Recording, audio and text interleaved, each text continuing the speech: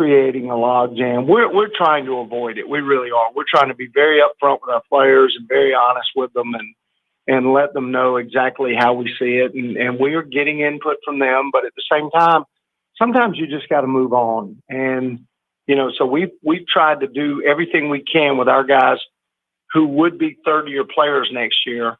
Most of them have moved on, have found a new home, a place to play next year. Some haven't, some are back. So believe me, it is one of the most convoluted, complicated situations I've ever dealt with. All right. Well, I don't want to talk about COVID much anymore because I tell you what, it bothers. Thank goodness. It bothers me, and I'm sure it bothers you. But I had to get your perspective on it. I mean, you were down there in the trenches, Coach. We had to, I can't see it from that level, and you did. So kind of bring that out. Yeah, Rob, I got to tell you, it was tough for the kids. It was tough for coaches. It was tough for administrators. It was tough for everybody involved. And it's like I say, it's not over. There's going to be more. Yeah, and to figure out just the scholarships and everything else, that's just going to be I don't like using this term, but a mess. That's basically the best way that I can look at it. That's the best way to describe it. All right. Well, that I could say that on the radio without getting in trouble. But USC Sumter baseball coach Tim Medlin joins us. Let's talk a little baseball today. All right, let's talk about some stuff on the field. We just had conference championship weekend. Do you think some coaches value those tournaments more than others? And what I mean by that is that if you're a number one seed and you're going to make the NCAA tournament, you've been the regular season champion, why does the conference tournament matter other than for making money for the conference? Well, it really doesn't. I mean, if you know that you're going to be one of those seeds and you know that you're going to host, you're much more concerned about getting your ball club ready and having enough rest and getting your pitching rotation set up for that following week. So those guys, they've all been through it. They all know, for some of the other, especially the mid-majors, that's a highlight. And I know, for example, talking with Coach Pollock at Presbyterian College, Presbyterian won the Big South. That's a highlight. Right. I'm sorry, but, they're going to get shipped to Vanderbilt and, have to play one of the top 8 seeds.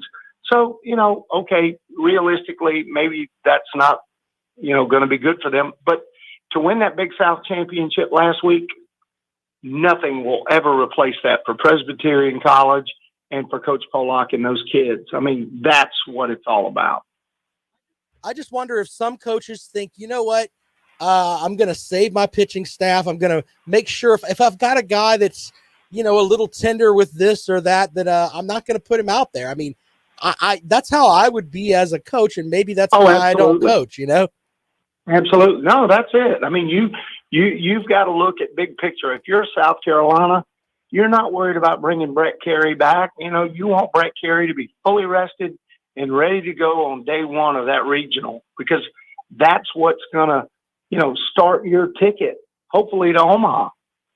Yeah, it's interesting, though, because some coaches, when you look at the SEC tournament, the final was Tennessee and Arkansas, 2 teams that ended up being top 8 seeds.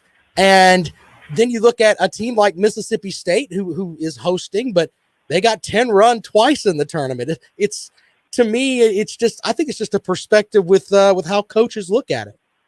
Well, not only that, but you got to remember, if you go back and look at those games that Tennessee and Arkansas played, they had some guys step up and give huge performances that they had not gotten that out of all year. Right. And it's always going to go back to what we do on the mound. Well, everybody's got to have guys step up, because remember, you just played a weekend, Thursday, Friday, Saturday. And then there you are, you're headed back to Hoover. Well, you can't bring those guys back. You can't even think about those guys unless you reach the finals. And so you're going to be using guys that have not logged a lot of innings, guys that, obviously they're talented, or they wouldn't be at Arkansas, Tennessee, Ole Miss, Georgia, and the list goes on. So, that's what you're going to run into. But if those guys are on that day, if those guys are, showing command of 3 pitches, hey, you got a chance, because we saw velo in every game. So everybody's going to see velocity. But the key is, are they going to throw enough strikes? And for those teams, guys did. Yeah, it's interesting though. It's still one of my favorite things with the conference tournaments. But when you're setting up for a regional, what are some of the differences compared to say a regular season series? Well, I mean, the big thing is you're looking at matchups, but look, never be misled. It's still about winning day one. And people can say whatever they want to. Well, you don't want to throw your best guy. Let me tell you something. You lose day one and you got to come through that loser's bracket. That's the toughest road there is. So if you can win day one, okay, now everything changes. And here's another theory. Let's say you get rain one day. Let's say you get washed out. If you use your number one horse that first day, guess who you can bring back on day 4? Hey, there's our big guy again. So again, you got to look at those things, but you got to win day one. I don't care what anybody tells you. If you get in that loser's bracket, it's tougher because you got to play more games. Oh, well, speaking of which, on day one, do the teams that have to play that early matchup, like the Gamecocks do, they're playing it supposedly noon on Friday, weather pending. Do they kind of play at a disadvantage over the team that's going to be playing that night? No, those teams, believe me, everybody's played day games. Everybody's played night games. They're not worried about that. The big thing for them is they want to go out and win, and they want to be ready to go into that winner's bracket game the next day. They're not worried about, playing a day game, playing a night game, that little bit of rest. They've had their days off. Their kids are ready. They know that you're going to have a formidable opponent in that first game. And, the big key is get the win. Whatever it takes to win in day one, the old theory is still true. Win today, tomorrow it may rain. That's a good point, Coach. Well, let me ask you this. Do you think we've gotten to a point now where you look at a team like, say, TCU that can steal some bases and they're very aggressive on the base pass? Are we getting to a point, you think, where we may be getting away from guerrilla ball a little bit? Hey, let's hit 3-run homers to win. And some teams are going to start being able to compete at an Omaha level that wreak havoc on the base paths. Well, again, the old saying is still true. You can't steal first base. You still got to be able to hit. And I don't care how aggressive you are on the bases. If you can't get on, you can't steal it. So the key still is having enough offense, and the great equalizer in our game is still starting pitching. I mean, if you pitch well enough, you can shut down teams with great base runners because they're not going to get on. So, again, base stealing, great. You don't have to hit the ball out of the ballpark, but you got to have enough guys that offensively can compete. And that's what it's all about. Do you think that we're at a point now, especially with this season, where it's the SEC and then it's kind of a drop off after that? Because when I look at teams like, you can even look at Mississippi State and Vanderbilt and Tennessee and Arkansas. I mean, that league is just stacked from top to bottom. But is there hope for a team outside of the SEC for doing some damage in Omaha, in your opinion? Oh, I don't think there's any doubt. I mean, you got some good teams on the West Coast. Texas Tech, those guys are legit. TCU, you've got good teams all around the country. I mean, hey, look at the numbers of that Old Dominion team. Look what they did this year. Hey, Rob, do you know what team led the nation in home runs? I guess it would be Old Dominion, sir. I'd have to check that out. Very good. There you go. So see, again, there are good teams out there. One thing about it with baseball, with 11.7 scholarships for those Division I programs, they can't get everybody. So they're going to be good players on other teams too. And everybody's got a number one. Everybody's got a guy that can beat anybody in the country on any given day. Okay, the big key is, have you got enough offense now to overmatch that guy so your number one can get that win? Well, there are teams out there like an Arizona, teams like Old Dominion. They can hurt you, and they've got enough guys in that lineup to make it miserable for you. So yeah, do I think the SEC top to bottom is the best league? I don't think there's any doubt about that. But there are other good teams out there, believe me, and there are teams that can play with them. the Gamecocks, a 2 seed in the Columbia Regional. You mentioned Old Dominion, but I think that's a really tough regional overall with Old Dominion and Virginia and the Gamecocks. I mean, the chances of the Gamecocks advancing out of Columbia, I mean, it's almost like a 50-50 split in my mind. Well, don't be misled. South Carolina played one of the 10 toughest schedules in America. They're a very good club, and they're capable of putting runs up. I think Gamecock fans get a little bit what's the right term? Frustrated, angry. Well, yeah, but without reason, because you're facing some of the best arms in the game every Friday night. And I felt so bad for poor Thomas Farr because he pitched so well early in the year and he had nothing to show for it. And there's Brett Carey, who I still think is South Carolina's best. He's sitting back there in the bullpen. Well, again, that team went 16-14 in the SEC. I'm sorry, but I don't care how you slice it and dice it. If you finish conference play with a winning record in the Southeastern Conference, you're a very good club. And Mark and his guys have done a great job. That's a very good team. Believe me, Virginia doesn't want to play South Carolina in the first game. I can promise you that. There are a lot of teams they'd rather play. South Carolina is not one of them. Still a tough regional though, with the Gamecocks there and Old Dominion, which is no slouch at all. When I look at that regional, it's just kind of a tough regional in my mind. But do you think that the having the fans back in the stands, that'll have an effect on some of these young men who, a lot of them up until the last week or two of the season, hadn't played in front of crowds? Will that affect freshmen heading into the tournament? Oh, I think they'll just be excited. I think it's going to be great to have somewhat of a normal atmosphere for college baseball again. I mean, I think all these kids are looking forward to playing in packed ballparks in front of great fans, whether they're your fans or somebody else's. We all know ODU's not going to have a lot of fans there in Columbia, but you know what? These kids don't care. They're just excited to be in this environment again. After what happened last spring, trust me, they're glad to play in front of anybody.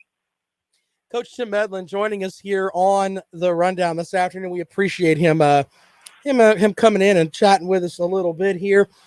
Teddy was talking about you this morning on the air, and he said that I would ask you about Teddy being a coach. How good of a coach is Teddy Hefner?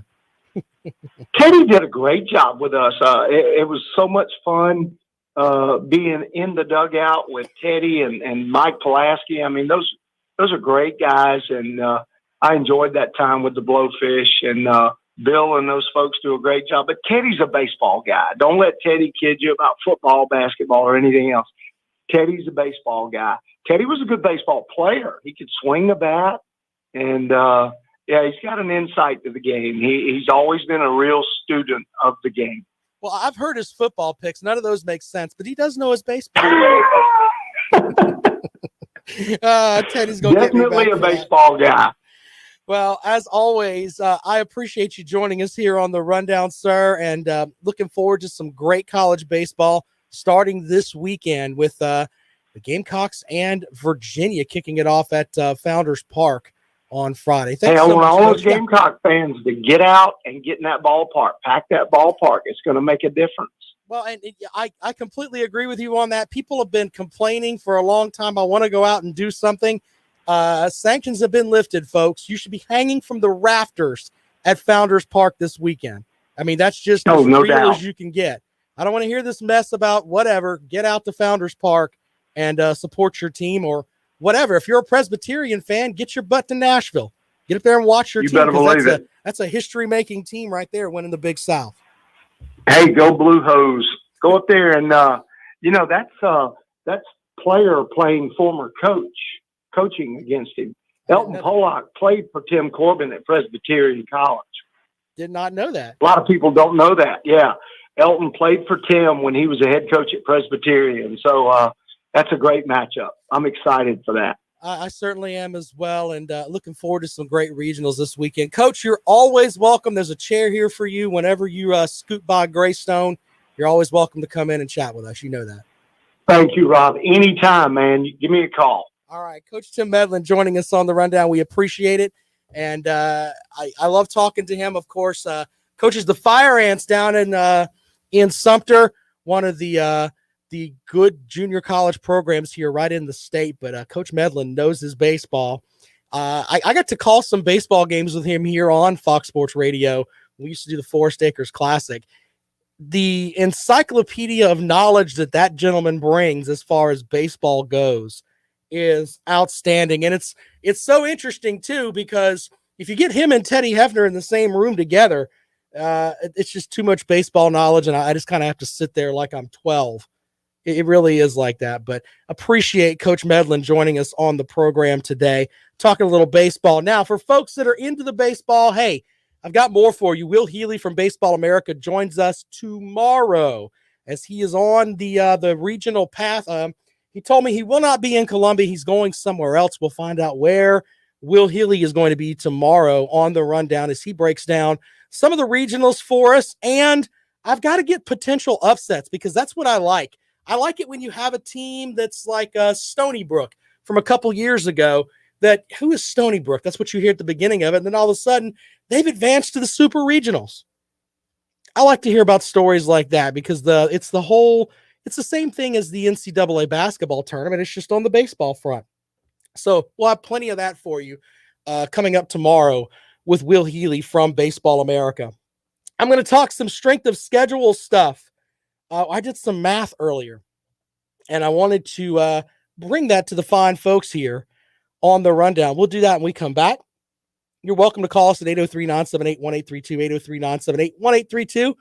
If you want to join us on the show, as I said, thanks to Coach Tim Medlin for joining us here on the run. This is Fox Sports Radio 1400.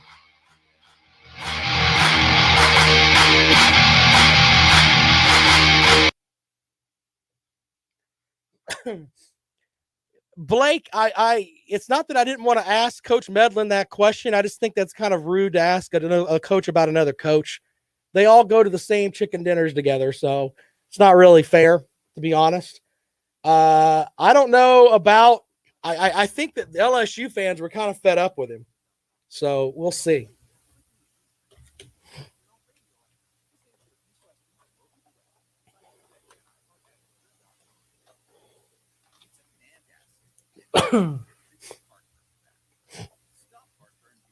Mississippi State getting the job done. You're right about that. I mean, that's the only sport y'all are really great at.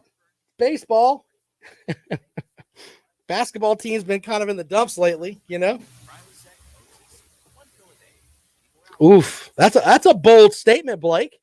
I think Arkansas's got too much pitching, brother. But we shall see.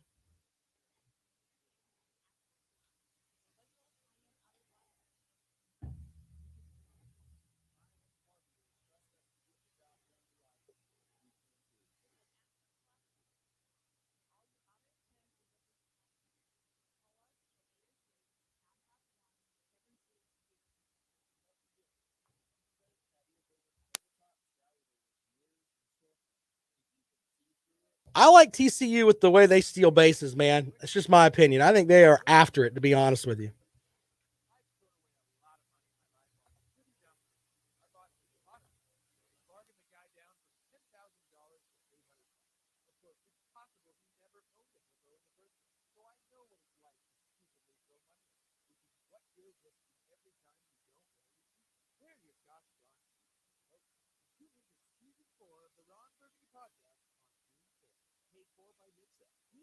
What up, Brock?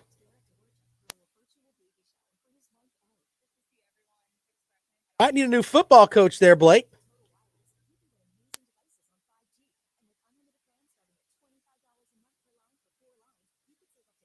So my strength of schedule stuff that I pulled up today is going to kind of open some eyes.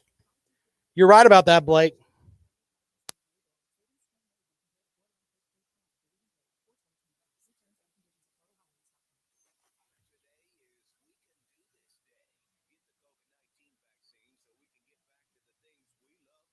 All right, here we go.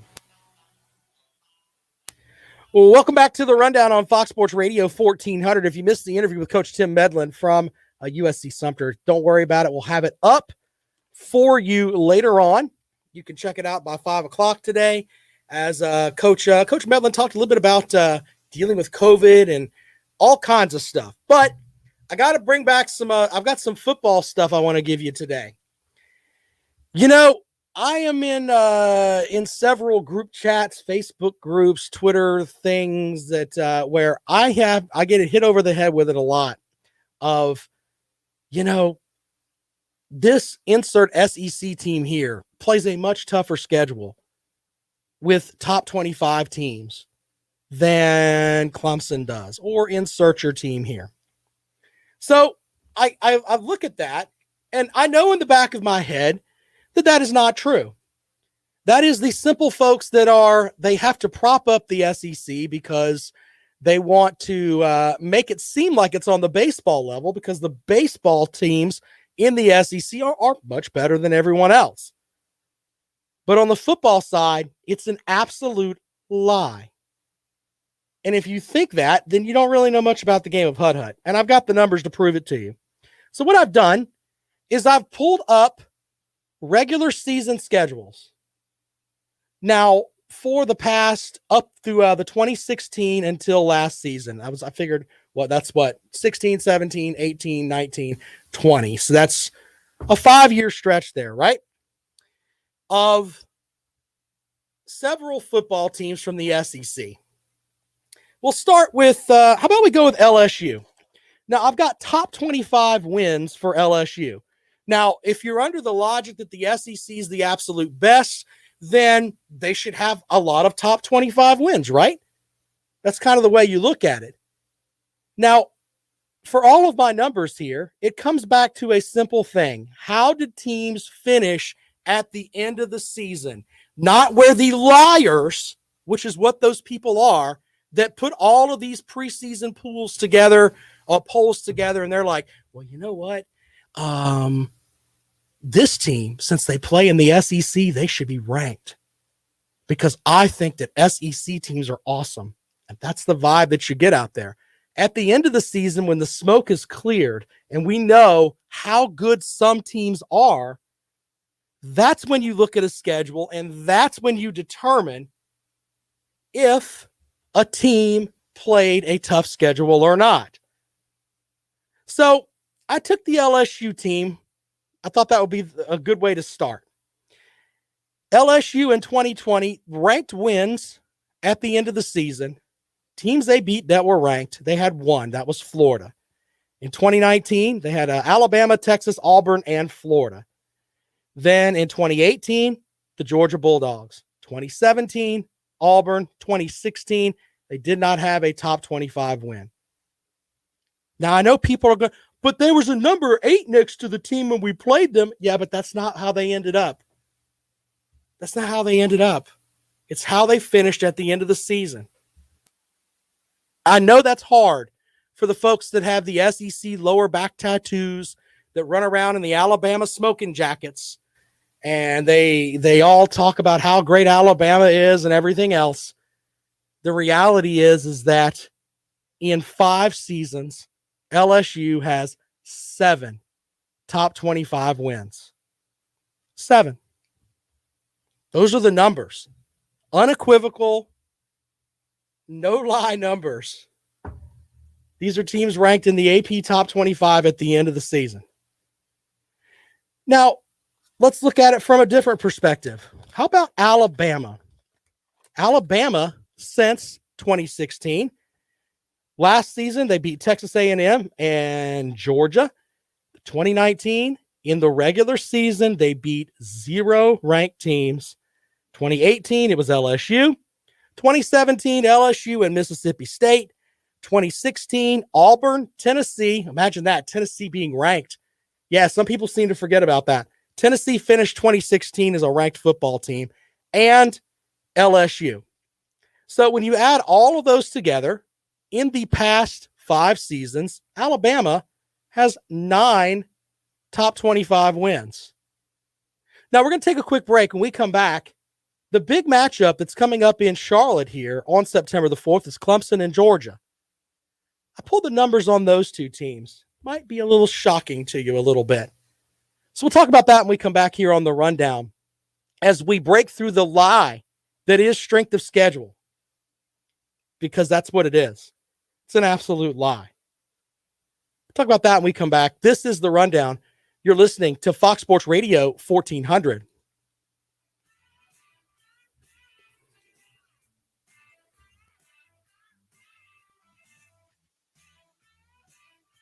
I get that. I think behind closed doors, I think most SEC programs feel that way.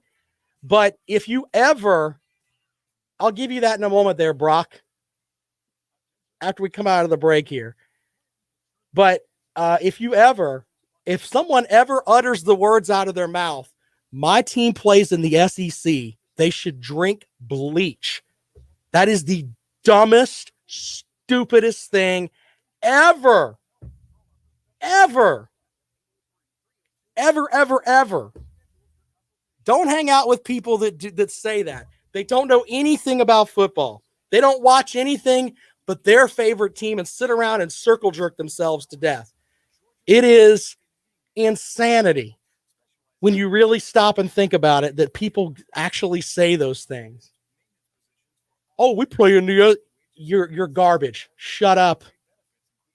Look at the end of your season and see how many teams are actually ranked. That's how you can tell if you played a good schedule or not. Just saying. Wait till you hear the Georgia mess. The Georgia stuff is interesting.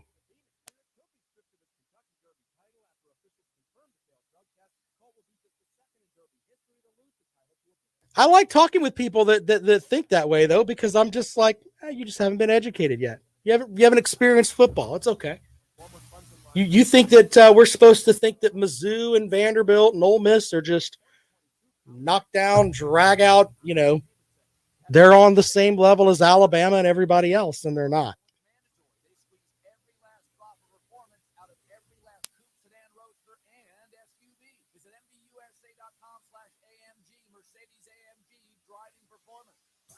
Broadcasting from the TrueCar.com studios. This is Columbia's Fox Sports Radio 1400. Welcome back to the rundown on Fox Sports Radio 1400 as we expose the lie that is strength of schedule when it comes to SEC programs. I understand that I am in Columbia, South Carolina. I understand that there are tons of Gamecock fans out there that are listening to this and they're thinking, oh, what does this idiot know? I'm hitting you with facts, sir. It's just the way that it works out. I'm sorry if that kind of smokes you a little bit. Another interesting case is the Georgia Bulldogs. Last season, they played 2 games against top 25 teams. They lost both by double touchdowns. That would be Alabama and Florida. Lost both games. So they had 0 wins against top 25 teams. So it's been over a calendar year since Georgia had a win over a top 25 team that finished ranked in the schedule. In 2019, they had 3 top 25 wins: Notre Dame, Florida, and Auburn. Notice the one team that's from the East is the Florida Gators. Okay, because they're consistently up top. 2018, they had wins over Florida and Kentucky. Remember that great Kentucky team that had Benny Snell and all those players. Okay. 2017, Notre Dame, Mississippi State, and Auburn. And then in 2016, they finished out with Auburn. That's it. So when you do the math, that gives Georgia 9 top 25 wins in a 5-year period. Now, let's make sure that we all put this out there under the microscope too. Georgia fans don't like to hear this, but you had the number 3, you're ranked, 3rd overall on average as far as your recruiting classes go in the CFP era. Last season, you didn't get a win over a top 25 team. Didn't win your division. But you expect people to believe that you are. There was a gentleman on the show yesterday. Oh, Georgia's going to win by 3 touchdowns over Clemson. You've lost your mind. It's great to sit there and think, oh, wow. Let's look at the Clemson schedule. In 2016, they had 3 top 25 wins: Auburn, Louisville, and Florida State. 2017, Auburn, Virginia Tech, and NC State. That puts them at 6. 2018, Texas A&M and Syracuse. There you go with that. 2019, Clemson did not have a top 25 win. 2020, they had 1 top 25 win in the regular season. Make sure people understand this. This is regular season before you get to into the conference championships and everything else. They had 1 win in 2020, and that was over Miami. You add all of those up. Oh my goodness. There's 9 top 25 wins there. That's just as many as the Georgia Bulldogs. Oh, but Georgia fans, Clemson doesn't play anybody. It's a cupcake schedule. When you say that, you're not very bright. I just showed you they have the same amount of top 25 wins over the past 5 seasons as you do. Imagine that. Imagine that there, Georgia fans. I know that those kind of numbers kind of hit you in the face a little bit when you realize, wait a minute, the lie that we've been living for all these years, that the SEC is outstanding. Maybe not so much. Maybe not so much. 803-978-1832, 803-978-1832 is the number to call. If you'd like to join us here on the Rundown this afternoon, right here on Fox Sports Radio 1400. Of course, around the world on the iHeartRadio app. Jimmy says, look at games played against top 25 instead of games won. Alabama's lost 3 games in 5 years, something like that, 4 games in the regular season. I give you Alabama with what? How many did Alabama have? There's my notes here. Alabama had 9. They didn't lose very many games. What does that tell you, Jimmy? Doesn't matter. Doesn't matter. Simple as that. There are games in the schedule that certain teams lose that they just chalk up to, oh, well, like LSU last season losing to Mississippi State, LSU losing to Mizzou. Yeah, those games are all tough, man. No disrespect to Mizzou and Mississippi State, but they weren't top 25 teams last year. It's an absolute lie to say the strength of schedule in the SEC is so far ahead of everybody else. It's just the way that it is. We'll take calls on that at 803-978-1832, 803-978-1832. That is the number to call. The other interesting thing with Georgia is that of their 9 top 25 wins, 2 of them are against Notre Dame, a team that they run through the ringer about how bad they absolutely suck. Just saying. It's all about how the whole point of all of this is that it's the end of the season that matters. How many ranked teams do you play at the end of the season, and how many of them do you get wins? Now, Jimmy's question about games played against top 25 teams, that's great. Let's just say that we lived on an island where there were more chances to get top 25 wins in the SEC, which mathematically there's not.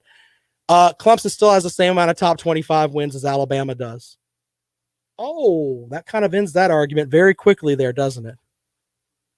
They play in a conference that you don't think is strong enough, but they still have the same amount of top 25 wins. How's that?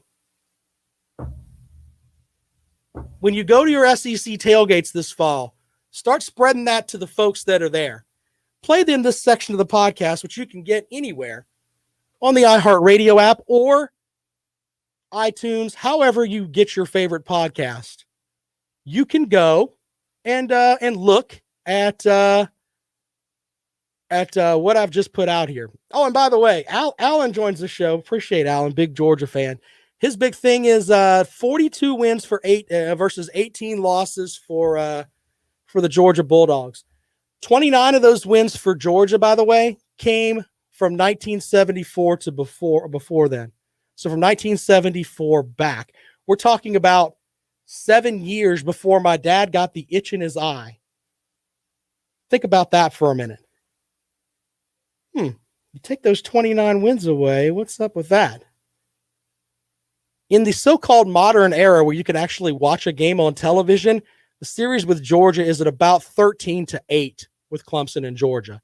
Now, I know they like to talk about leather helmets and everything else, but in the modern era, it's a very competitive series. And if you think that Georgia's on the same level as Clemson is right now, you're not. The numbers show that you're really not. Georgia should have at least one national title with the players that they have. At least.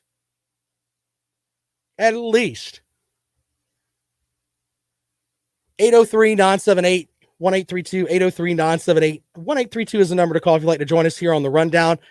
Georgia did pick up a couple of commitments yesterday from some guys in the transfer portal. Of course, they got Darion Kendrick, who was an all-ACC defensive back, who will probably be the guy that he may end up being the best defensive back on the roster there for Georgia. I don't know if he's going to face suspension time. I don't know how that's going to work, but he'll probably get to play against Clemson. The other guy is Eric Gilbert. I don't know where he's at academically. I know he supposedly transferred to Florida, but he never enrolled in classes. So I don't know how that's going to work out for him. I think that he is a great player and has the potential to be really, really good. But the question is that I think he's been told he's a great player for so long that maybe he's starting to believe it. And he's going to put in the work. I mean, LSU folks loved him.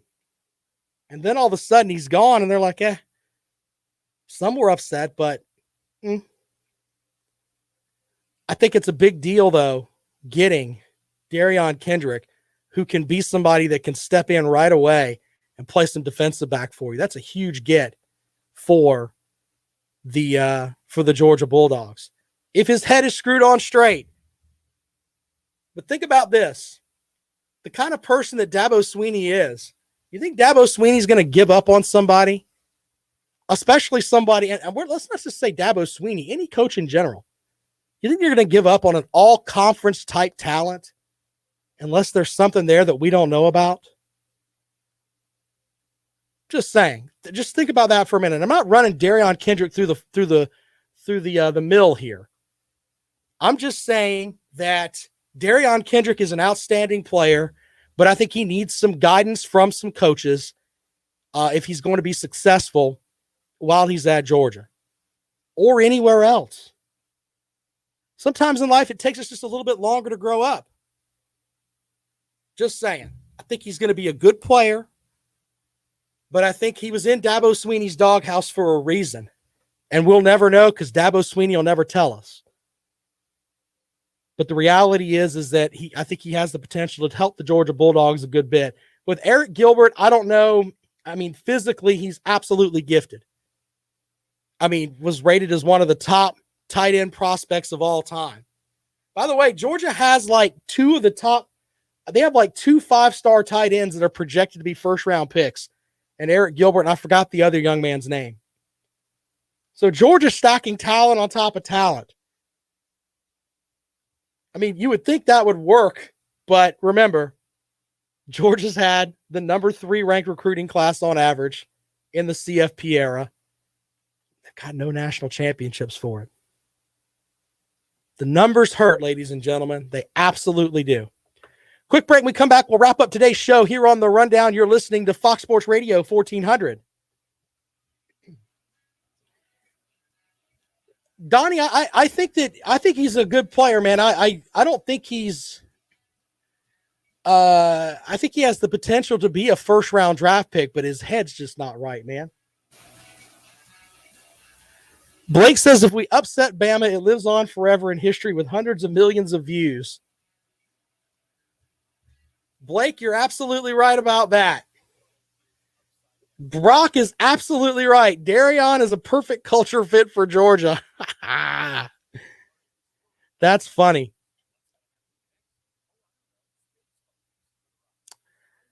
Do you have proof that ETN was doing drugs? Come on now. Because I can tell you about things that I've heard from South Carolina players that were way out there. Gambling rings, things that I've heard about, just saying. All kinds of stuff. God, stop it. I think there was something else with Kendrick.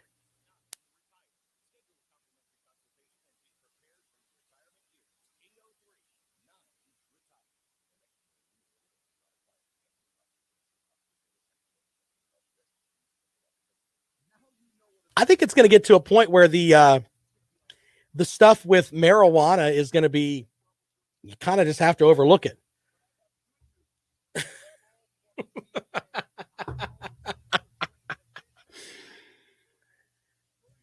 Gilbert is listed as a tight end, sir. If you're going to try to move him into something other than tight end, you're trying to put a tight end into a wide receiver spot. Jimmy with the comment of the day. We'll put that one up here. Oh, my goodness. What did Jimmy say? Is there a McDonald's? Is there a McDonald's in Athens? I got to read that to the folks.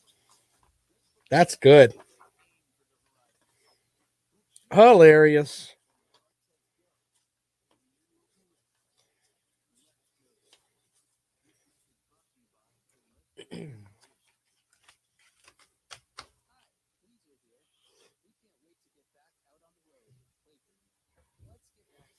I'm not disputing your sister, but until we have something that's out in public about it, it's kind of hard to believe that. Kind of hard to believe that he was doing drugs. I mean, if you're smoking pot, I mean, that's got to affect your ability to run, right?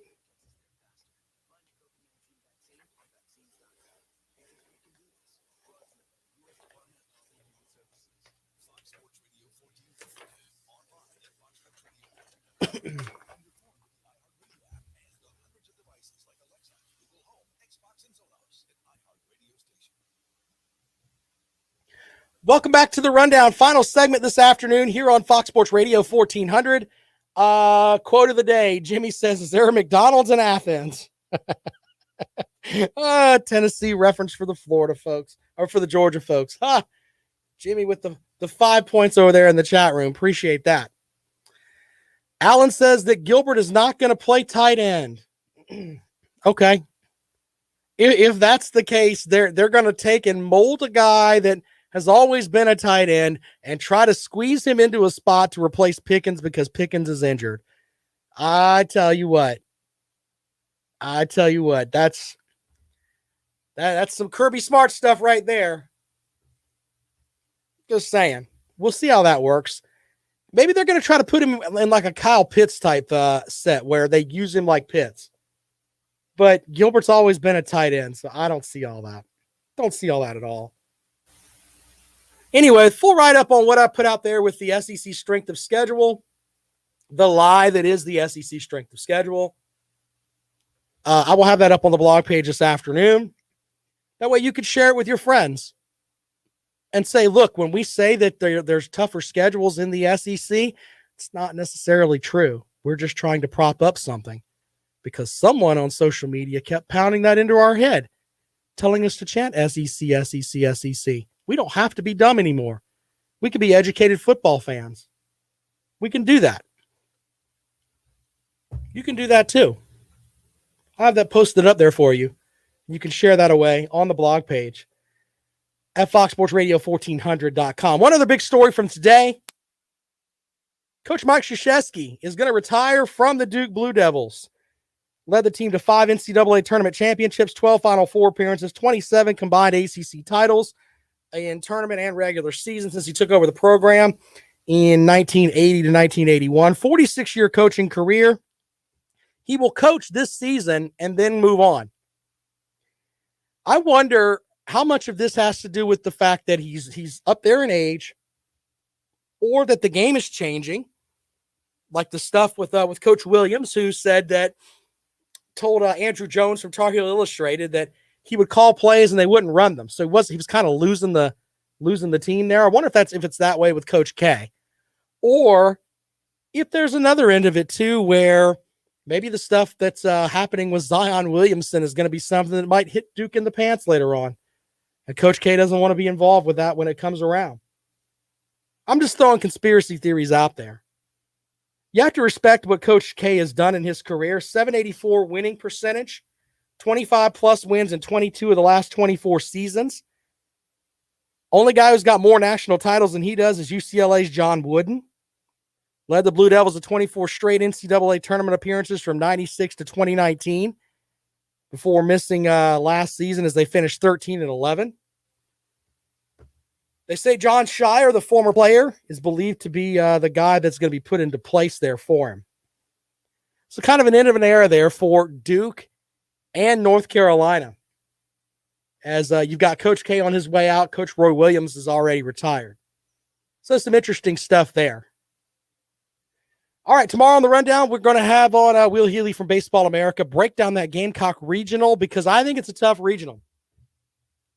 You know, Coach Tim Medlin was telling us, hey, the Gamecocks finished above 500 in SEC play, and that kind of was, you know, a great thing to hang your hat on, but I still think that Old Dominion as the number one seed, that's pretty impressive. So we'll see how what Will Healy thinks about that regional. And the Gamecocks match up with Virginia. By the way, by the time we get on the air on Friday, that game should be in the waning moments there with South Carolina and Virginia. So we'll have that, and we'll talk about the other regionals too. Presbyterian gets the tough end of the stick. They got to go up and play Vanderbilt. Oof. That's a tough one. Tough one there for the Blue Hose. Hey, you win the Big South, the Big South tournament. What do you get to do? Take your butt from Presbyterian all the way up to Nashville and play Vanderbilt. Tommy Online says jealousy of UGA is astounding, especially considering the pitiful state of your high school football program and your entire university for that matter. I'm not sure what he's talking about.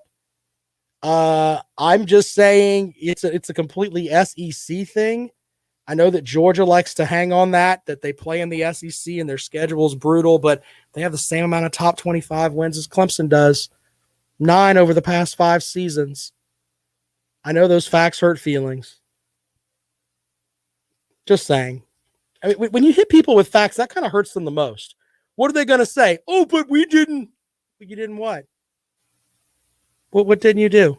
You had the same amount of top 25 wins as Clemson does over the past 5 years. Imagine that. Anyway, we'll get into that tomorrow with Will Healy, and got some other things that we're working on that will be coming up here as we get set for regional play. I might be buying what Blake's selling over here, that 6 teams from the SEC might make it to Omaha. Just looking at some of the matchups that are there, that's definitely feasible. In fact, the one major team that I like outside of the SEC is TCU, because I'm a guy that likes the old school base stealing guys running around acting silly. I like that. And TCU is very, very, very, very good at that. So, yeah, well, I think that's how I'm going to pick my bracket, with about 6 SEC teams making their way to Omaha. It may end up being that way. At least 4. All right, Lawton Swan of Clemson Sports Talk is next. He is the czar of Clemson Sports.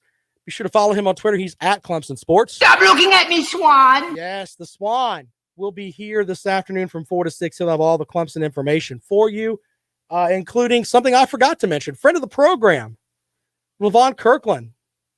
Of course, he's in the Clemson Ring of Honor, is on the ballot for the College Football Hall of Fame. Congratulations to LaVon, who is one of the nicest gentlemen you will ever meet. It's kind of hard to fathom that he was running around knocking people's heads off at one point. Just saying. What a great, great guy. And with what he did in college, yeah, I think that would work. Why not put him in the Hall of Fame? I'm on Twitter. Rob Sounds Good. Podcast is up at 5 o'clock. We will talk to you tomorrow right here on Fox Sports Radio 1400. Yes, Alan, there will be a show tonight with myself and Cale Hall. We'll be talking a little bit of stuff tonight.